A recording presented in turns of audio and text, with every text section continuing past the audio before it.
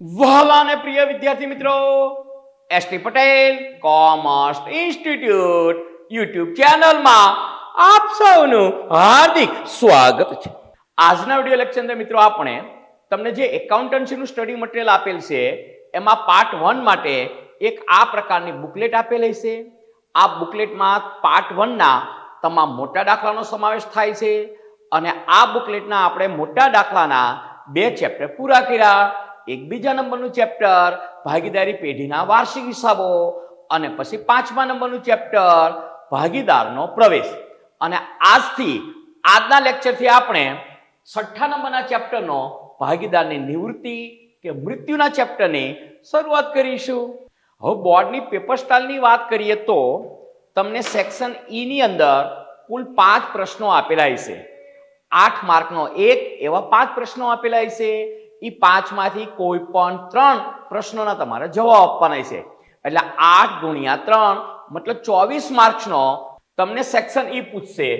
તેમ છતાંય એક વખત હું તમને અહીંયા યાદ દેવડાવી દઉં. હો ને, પાર્ટ 1 જે આપણો ટેક્સ્ટ બુકનો છે, આ પાર્ટ 1 એમાંથી 2 ચેપ્ટર. કયા 2 ચેપ્ટર? એક 5મા નંબરનું ચેપ્ટર અને પછી કયા નંબરનું ચેપ્ટર? 6ઠ્ઠા નંબરનું ચેપ્ટર. અને ટેક્સ્ટ બુકનો જે પાર્ટ 2 છે, આ પાર્ટ 2 એનું પહેલા નંબરનું ચેપ્ટર. આ 3 ચેપ્ટરમાંથી તમને 5 પ્રશ્નો સેક્શન ઈમાં પૂછશે અને એમાંથી કોઈ પણ 3 પ્રશ્નોના જવાબ આપવાના હશે. અહીંયા 5મા નંબરનું ચેપ્ટર કયું હતું? તો કે સર ભાગીદારનો. હા, પણ ભાગીદારનો શું? પ્રવેશ. પછી 6ઠ્ઠા નંબરનું ચેપ્ટર જે આપણે અત્યારે શરૂ કરવાનું છે તે ભાગીદારની નિવૃત્તિ. ભાગીદારની નિવૃત્તિ હોય અથવા તો ભાગીદારનું શું થાય? મૃત્યુ થાય. તો પણ પેઢીમાંથી શું લીધી કહેવાય? નિવૃત્તિ લીધી કહેવાય. અને બીજા વિભાગનું પહેલું ચેપ્ટર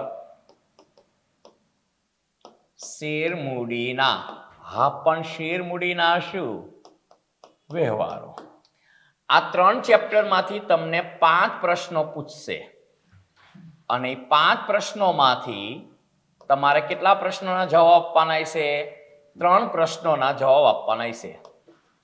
એટલે 3 પ્રશ્નો અને એક પ્રશ્ન કેટલા માર્ક્સનો? 8 માર્ક્સનો. એટલે તમને કેટલા માર્ક્સનું મળી રહેશે? 24 માર્કનું આ 3 ચેપ્ટરમાંથી મોટા દાખલાનું તમને મળી રહેશે.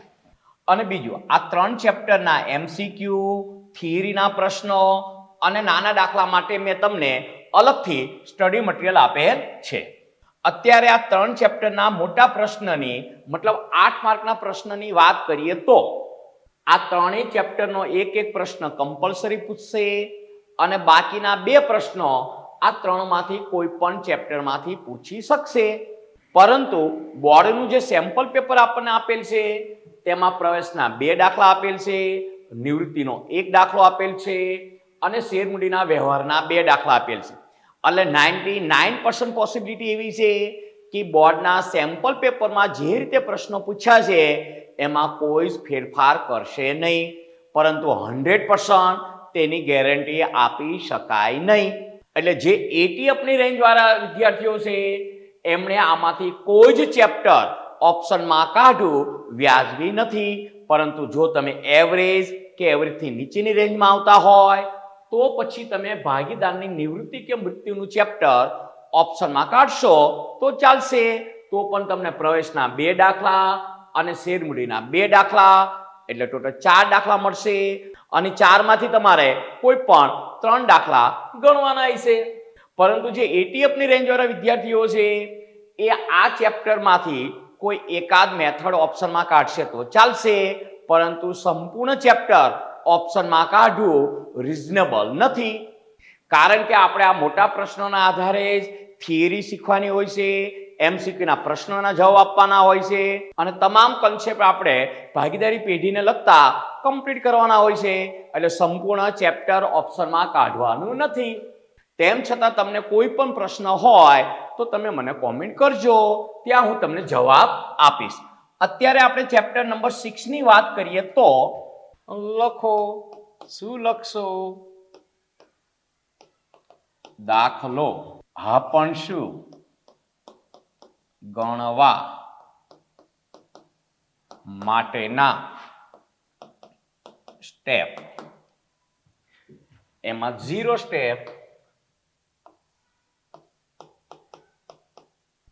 અને 0 સ્ટેપનો મતલબ દાખલો ગણવા માટેના જરૂરી પત્રકોના ખાના દોરવા. અહીંયા જ લખી જ નાખું. જરૂરી પત્રકોના ખાના દોરવા. કયા કયા જરૂરી પત્રકો? તો પ્રવેશમાં જે રીતે આપણે પત્રકો તૈયાર કરતા હતા સેમ એવી જ રીતે આ ચેપ્ટરમાં પણ આપણે 4 પત્રકો તૈયાર કરવાના છે. એમાં પહેલું કયું? તો કે સર પુનઃ મૂલ્યાંકન ખાતું. પુનઃ મૂલ્યાંકન ખાતું. આનું બીજું નામ શું હતું? તો કે સર નફા નુકસાન હવાલા ખાતું. આ નફા નુકસાન કોઈ પૂછે કેવા વાલા તો શું કહેવાય? હવાલા ખાતું. પછી બીજું પત્રક કયું તૈયાર કરીશું? તો કે સર ભાગીદારોના હા પણ શું મૂડી ખાતા. ભાગીદારોના મૂડી ખાતા. પછી ત્રીજું પત્રક કયું?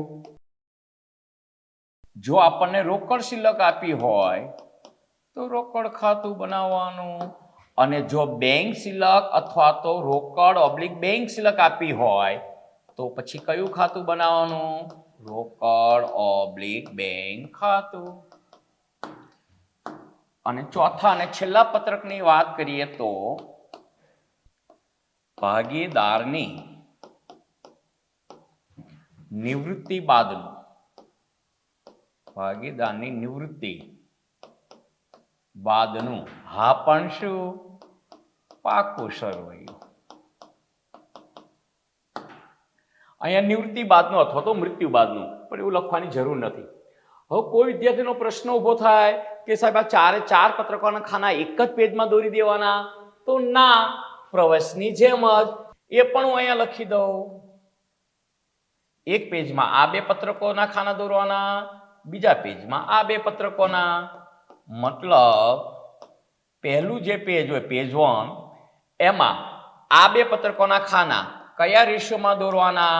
40% જેમ 60%. મતલબ 40% પેજમાં પુનઃ મૂલ્યાંકન ખાતું બનાવવાનું અને 60% પેજમાં ભાગીદારોના મૂડી ખાતા બનાવવાના.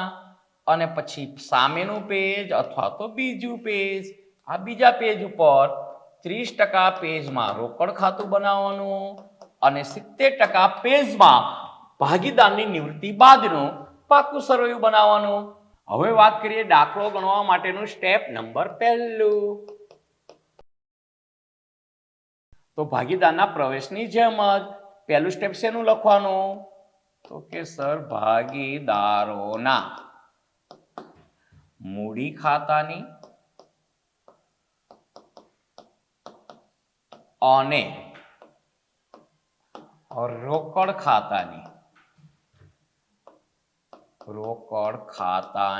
હા પણ શું શરૂઆતની બાકી લખો.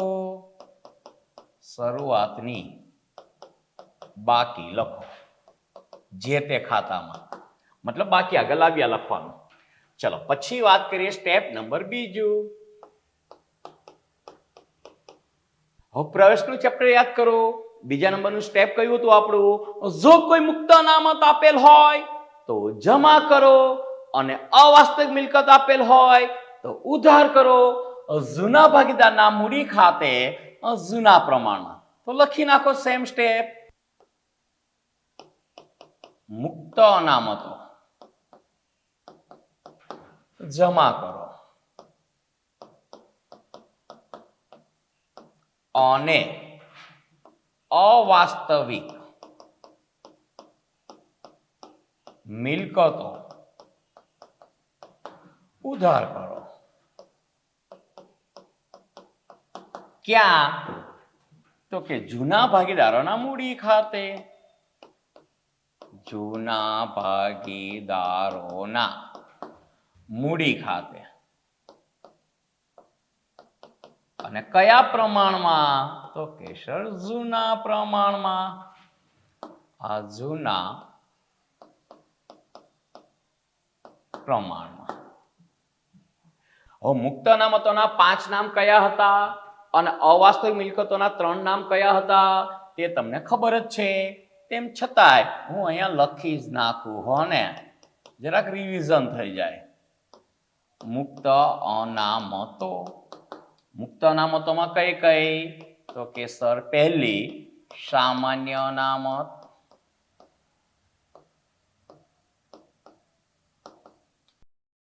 પછી બીજા નંબરની અનામત ભંડોળ, પછી ત્રીજા નંબરની મૂડી અનામત,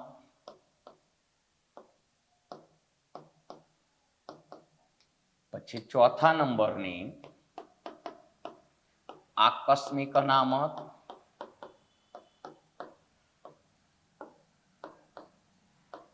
અને 5મા નંબરની નફા નુકસાન ખાતાની હા પણ શું? જમા બાકી. અને અહીંયા બાજુમાં આપણે 3 અવાસ્તવિક મિલકતોના પણ નામ લખી નાખીએ, એમાં વાર નહીં લાગે હો ને. ચલો, અવાસ્તવિક મિલકતો. અવાસ્તવિક મિલકતો મતલબ ફિક્ટિશિયસ એસેટ્સ. કઈ 3 હતી? તો જાહેરાત ઝુંબેશ ખર્ચ, જાહેરાત ઝુંબેશ ખર્ચ. આનું બીજું નામ કયું છે જે ભાગીદારી પેઢીના વાર્ષિક હિસાબમાં વારંવાર આવતું હતું તે? તો કે સર જાહેરાત ઉપલક ખાતું. પછી બીજા નંબરની વાત કરીએ તો સંશોધન અને વિકાસ ખર્ચા. ખર્ચ અથવા ખર્ચા. અને ત્રીજી અવાસ્તવિક મિલકતની વાત કરીએ તો આ બંનેને પ્રસારિત મહેસૂલી ખર્ચા પણ કહેવાય. અને ત્રીજી અહીંયા કઈ આવશે? નફા નુકસાન ખાતાની જમા બાકી હોય તો અનામત, અને ઉધાર બાકી હોય તો શું કહેવાય? અવાસ્તવિક મિલકત. એકત્રિત થયેલી ખોટ પણ કહેવાય હો ને. પણ આપણે એને નામ શું આપીએ છીએ 3 એ 3 માટે? અવાસ્તવિક મિલકતો. ચલો હવે દાખલો ગણવા માટેનું સ્ટેપ નંબર 3. આ સ્ટેપ 3. તો સ્ટેપ નંબર 3 શેનું હતું? ચોક્કસ હેતુ માટેની અનામતની નોંધ કરો. જે પ્રવેશના ચેપ્ટરમાં હતું તે સેમ. તો લખો ચોક્કસ હેતુ માટેની અનામતની નોંધ કરો. હવે ચોક્કસ હેતુ માટેની 2 અનામત અને પુનર્ગઠન વખતે એ બંને અનામતોના ખાતા બંધ થાય અને બીજી એકાઉન્ટિંગ એન્ટ્રી શું થાય એની વાત આપણે દાખલા વખતે જ કરીશું. અત્યારે તો ફક્ત હું શું લખી નાખું છું? 2 ચોક્કસ હેતુ માટેની અનામત. ચોક્કસ હેતુ માટેની હા પણ શું? અનામતો. કોઈ પૂછે કેવા મતો? તો અનામતો. કઈ 2 હતી? તો રોકાણ વધઘટ ફંડ અથવા તો ભંડોળ અથવા તો અનામત. અને બીજી કઈ હતી? કારીગર અથવા તો કામદાર અથવા તો કર્મચારી. કારીગર અકસ્માત વળતર ભંડોળ. ચલો હવે દાખલો ગણવા માટેનું સ્ટેપ નંબર 4. તો ચોથા નંબરનું સ્ટેપ શેનું હતું? યાદ કરો પ્રવેશનું ચેપ્ટર. પાઘડી અંગેની નોંધ કરો. પાઘડી અંગેની નોંધ કરો. તેમાં પહેલા મુદ્દાની વાત કરીએ તો ચોપડે દર્શાવેલ પાઘડી, ચોપડે દર્શાવેલ પાઘડી જો હોય તો શું કરો? માંડી વાળો. અને ચોપડે દર્શાવેલ પાઘડી માંડી વાળાની આપણે શું આમ નોંધ કરતા હતા? જૂના ભાગીદારોના મૂડી ખાતે ઉધાર, મૂડી ખાતે ઉધાર. તે પાઘડી ખાતાની ઉધાર બાકી હોય, તે હાલમાં ઉધાર બાકી બોલતું હોય અને ખાતું બંધ કરવું હોય તો પાઘડી ખાતું શું કરવું પડે? જમા. તે પાઘડી ખાતે જમા. અહીંયા જૂના ભાગીદારો એટલે તમામ ભાગીદારો આવશે. કયા પ્રમાણમાં? તો કે સર જૂના પ્રમાણમાં. પછી વાત કરીએ બીજા મુદ્દાની. હવે જો પ્રવેશની અંદર 3 મુદ્દા થતા હતા પાઘડીના, તો કે સર કયા કયા? એક તો સેમ પેલો, જો ચોપડે કોઈ પાઘડી દર્શાવેલ હોય તો માંડીવાળો જૂના ભાગીદારના મૂડી ખાતે જૂના પ્રમાણમાં. અહીંયા પણ સેમ, જો ચોપડે કોઈ પાઘડી દર્શાવેલ હોય તો તે માંડીવાળો જૂના ભાગીદારના મૂડી ખાતે જૂના પ્રમાણમાં. પછી ત્યાં બીજો મુદ્દો કયો આવતો હતો? નવો ભાગીદાર પાઘડી પેટે રોકડ લાવે તેની નોંધ કરતા હતા અને તેની આપણે 2 આમ નોંધ કરતા હતા. રોકડ ખાતે ઉધાર, તે પાઘડીના પ્રીમિયમ ખાતે જમા. અને પછી બીજી આમ નોંધ દ્વારા આપણે પાઘડીનું પ્રીમિયમ ખાતું પાછું ઉધાર કરી દેતા હતા. પાઘડીના પ્રીમિયમ ખાતે ઉધાર, તે જૂના ભાગીદારના મૂડી ખાતે જમા ત્યાગના પ્રમાણમાં. અને પછી ત્રીજો મુદ્દો કયો હતો? નવો ભાગીદાર પાઘડી પેટે રોકડ ન લાવતો હોય તેની નોંધ કરતા હતા. એટલી રકમ તેની મૂડીમાંથી આપણે કાપી લેતા હતા અને તેના માટેની શું આમ નોંધ લખતા હતા? નવા ભાગીદારના મૂડી ખાતે ઉધાર, તે જૂના ભાગીદારના મૂડી ખાતે જમા ત્યાગના પ્રમાણમાં. પરંતુ નિવૃત્તિના ચેપ્ટરમાં તે 2 મુદ્દા નહીં આવે, કારણ કે નિવૃત્ત થતા ભાગીદારના ભાગની પાઘડી આપણે તેને રોકડમાં ચૂકવવાની હોતી નથી. તેની લેણી રકમ તો આપણે નક્કી કરવાની હોય છે અને પછી લેણી રકમનો હિસાબ ચૂકવવાનો હોય છે. એટલે નિવૃત્તિના ચેપ્ટરમાં નિવૃત્ત થતા ભાગીદારના ભાગની પાઘડીનો હવાલો આપવાનો હોય છે. તો કે સર શું હવાલો આપવાનો હોય? જે ભાગીદાર નિવૃત્ત થતો હોય તેના ભાગની પાઘડી તેના મૂડી ખાતે જમા થાય અને નવી પેઢીના ભાગીદારોના મૂડી ખાતે, મતલબ ચાલુ રહેતા ભાગીદારોના મૂડી ખાતે તે રકમ ઉધાર થાય. કયા પ્રમાણમાં? લાભના પ્રમાણમાં. પ્રવેશના ચેપ્ટરમાં જૂના ભાગીદારના મૂડી ખાતે આપણે શું કરતા હતા? નવા ભાગીદારના ભાગની પાઘડી જમા કરતા હતા ત્યાગના પ્રમાણમાં. જ્યારે નિવૃત્તિના ચેપ્ટરની અંદર જે ભાગીદાર નિવૃત્ત થતો હોય તેના ભાગની પાઘડી તેના મૂડી ખાતે જમા થાય અને ચાલુ રહેતા ભાગીદારો ખાતે, મતલબ નવી પેઢીના ભાગીદારો ખાતે તેટલી રકમ લાભના પ્રમાણમાં ઉધાર થાય. તો લખો, નિવૃત્ત થતા કે મૃત્યુ પામતા ભાગીદારના ભાગની પાઘડીની હવાલા નોંધ.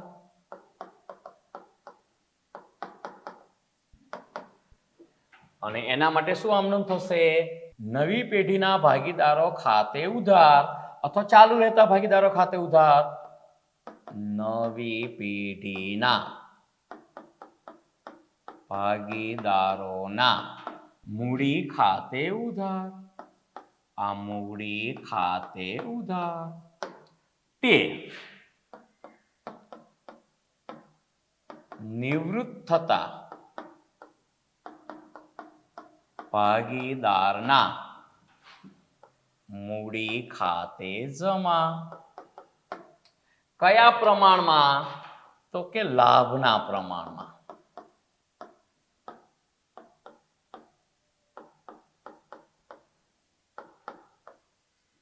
હવે જો લાભનું પ્રમાણ આપણને દાખલામાં આપેલ જ હોય તો આ રીતે નોંધ કરીને પાઘડીનો હવાલો આપવો આપણને સહેલો પડે. પરંતુ ઘણી વખત લાભનું પ્રમાણ આપેલું હોતું નથી અને જો લાભનું પ્રમાણ શોધવા જઈએ તો કોઈ ભાગીદારનું લાભનું પ્રમાણ ઋણ આવે છે, મતલબ ચાલુ રહેતા કોઈ ભાગીદારને લાભ થવાને બદલે તે ભાગીદાર ત્યાગ કરતો હોય છે, તો તેવા કેસની અંદર આ પદ્ધતિ વધારે અનુકૂળ આવશે. તો કે સર કઈ એ અહીંયા હું લખી જ નાખું. શેની ગણતરી કરવાની? તો કે સર પાઘડીનો હવાલો. અને પછી અહીંયા એક ટેબલ બનાવી નાખવાનું, સિમ્પલ સોબર. જો કે આના માર્ક્સ ગણાય છે નહીં, પણ તમને સમજાવવામાં મને સરળ પડે એટલું ટેબલ જ બનાવી નાખું. અહીંયા ભાગીદારના નામ લખીશું. અહીંયા પેઢીની કુલ પાઘડી માટેની એક રો જુદી પાડી દઉં હું. આ કુલ પાઘડી. ઓકે, અહીંયા ભાગીદાર જે આપણને આપ્યા હોય તેમના નામ, પછી પાઘડી જૂના પ્રમાણમાં જમા કરવાની અને પાઘડી નવા પ્રમાણમાં ઉધાર કરવાની અને તફાવત લખવાનો, જમા કે ઉધાર. એટલે તફાવત ઉપરથી તરત જ આપણને પાઘડીના હવાલાની આમ નોંધ મળી જશે. અહીંયા લખી જ નાખો ને. શું? તો કે ભાગીદાર એ બી ને સી. ધારી લો કે એ બી સી 3 જૂની પેઢીના ભાગીદારો છે અને સી ભાગીદાર નિવૃત્ત થાય છે. અહીંયા પેઢીની પાઘડી મતલબ કુલ પાઘડી, પેઢીની પાઘડી જૂના પ્રમાણમાં.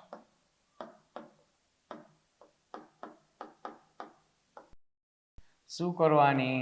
તો કે સર જમા. પછી પેઢીની પાઘડી મતલબ કુલ પાઘડી નવા પ્રમાણમાં.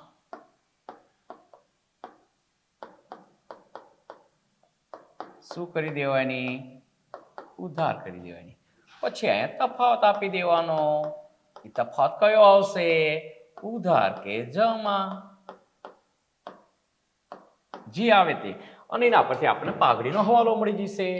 અહીંયા પેઢીની કુલ પાઘડી જૂના પ્રમાણમાં જમા થશે અને તે સેમ અમાઉન્ટ અહીંયા પેઢીની કુલ પાઘડીની નવા પ્રમાણમાં ઉધાર થશે. એટલે જમા ઉધારનો તફાવત ડેશ થઈ જશે. ઇન શોર્ટ, જો આપણને લાભનું પ્રમાણ દાખલામાં આપેલ હોય તો આ રીતે હવાલો આપવો આપણને સહેલો પડશે પાઘડીનો. અને જો આપણને નવું નફાંકનું પ્રમાણ આપેલ હોય તો પાઘડીનો હવાલો આ પદ્ધતિથી શોધવો આપણને સહેલો પડશે. તેમ છતાંય વધારે વાત આપણે દાખલા ગણતી વખતે કરીશું. અત્યારે કોઈ જ ખોટી ચિંતા ન કરશો. ખાલી તમારું શરીર ઘટી જશે, હો ને? હવે વાત કરીએ આપણે સ્ટેપ નંબર 5 ની. આ સ્ટેપ 5 શેનું હતું? તો કે હવાલા અંગેની નોંધ કરો. હવાલા અંગેની નોંધ કરો. અને હવાલા અંગેની નોંધમાં કયા હવાલા આવે એ જરાક હું અહીંયા ઉપર લખી જ નાખું, હો ને? મિલકતોને તેની પુનઃ મૂલ્યાંકન કિંમતે દર્શાવવી. પછી દેવા હોય, દેવા તેની ચૂકવવા પાત્ર રકમે દર્શાવવા. પછી ચોપડે નહીં નોંધે, ચોપડે નહીં નોંધેલો મિલકતો અને દેવા નોંધવાની નોંધ કરવી વગેરે. સ્ટેપ 6 પાકા સરવૈયાની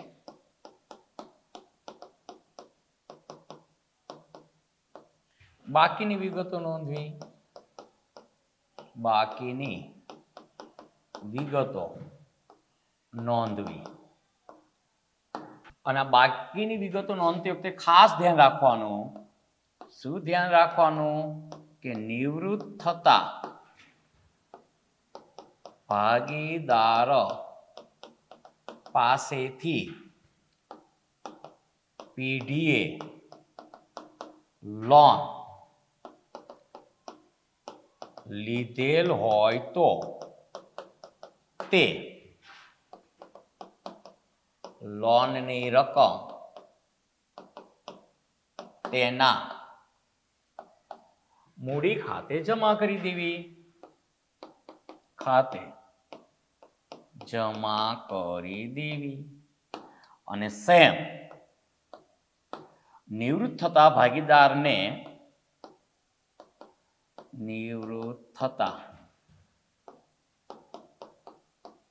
ભાગીદારને પેઢીએ લોન આપેલ હોય અથવા તો શું કહેવાય ધીરેલ હોય તો તે લોનની રકમ તેના મૂડી ખાતે પણ શું ઉધાર કરી દેવી. ઉધાર કરી દેવી. તેમ છતાંય આ મુદ્દો દાખલા વખતે કમ્પ્લીટ થઈ જશે હો ને. ચલો ત્યાર પછી સ્ટેપ નંબર 7 પુનઃ મૂલ્યાંકન ખાતું બંધ કરી તેનો નફો કે નુકસાન જૂના ભાગીદારોને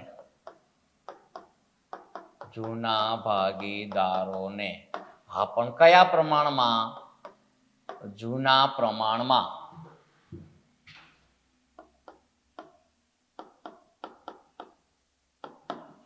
વહેંચી દેવો. અને બીજું કે જે ભાગીદાર નિવૃત્ત થતા ભાગીદારની લેણી રકમ જો દાખલામાં સૂચના આપી હોય તો ચૂકવી દેવી. અને જો લેણી રકમ ચૂકવવાની સૂચના ન આપી હોય તો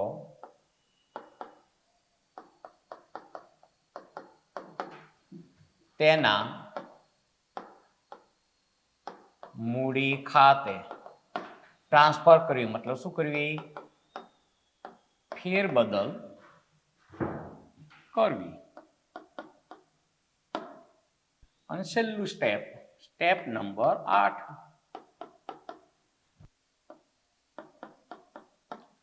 ભાગીદારોના મૂડી ખાતાની અને રોકડ ખાતાની બાકી સુધી પાકા સરયામાં લખવી. પાકા સરયામાં લખવી. અને પાકા સરવૈયાનો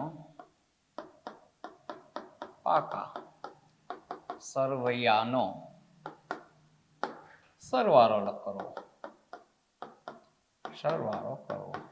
એટલે બંને બાજુનો પાકા સરવૈયાનો સરવાળો આપણો કેવો થઈ જશે? સરખો થઈ જશે. અને પાકા સરવૈયાનો બંને બાજુનો સરવાળો સરખો થઈ જાય તો આપણા દાખલાનો અંત કેવો આવ્યો કહેવાય? શુભ આવ્યો કહેવાય. તેમ છતાં મિત્રો આ સ્ટેપ કઈ ગોખવાની કે પાકા કરવાની જરૂર રહેશે નહીં. એ તો દાખલા વખતે આપણે સ્ટેપ બાય સ્ટેપ ગણીશું એટલે તમને આવડી જશે. તો અત્યારે હાલ તમે મને રજા આપશો તો મળીએ છીએ નેક્સ્ટ લેક્ચરમાં ક્વેશ્ચન નંબર 1 માટે. હાલ બધા વિદ્યાર્થીઓને મારા જય શ્રી કૃષ્ણ.